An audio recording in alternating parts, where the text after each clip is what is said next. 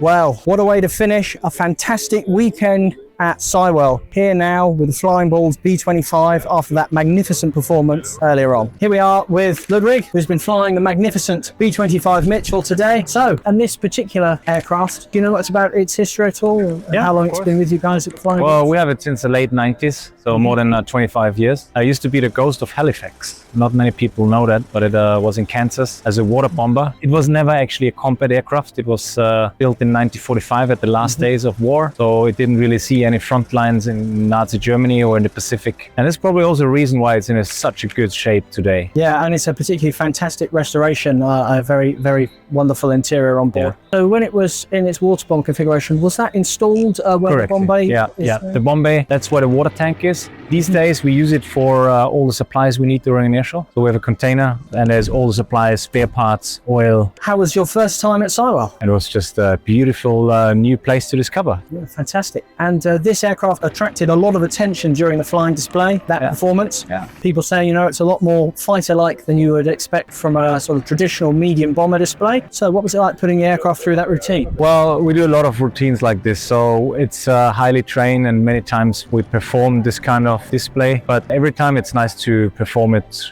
in front of a crowd, especially here in Sywell. A lot of old vintage aircraft. It's really lovely to fly it in the four-ship formation as we did today. What sort of factors do you have to think about as the lead aircraft when you've got three very different types behind you? It's basically stability of the flight path management, speed, power settings, of course, situational awareness, and proper briefing before that. So we get together, we do the run through, like we do the steps, like a dancing step, so everybody knows his position. So there is a lot of preparation beforehand, and then zero talk on the radio. Everybody knows exactly what to do. Well, fantastic. That was a wonderful show you gave us today, and thank you very much for taking time to talk. Thanks for coming, and thank you for taking your time.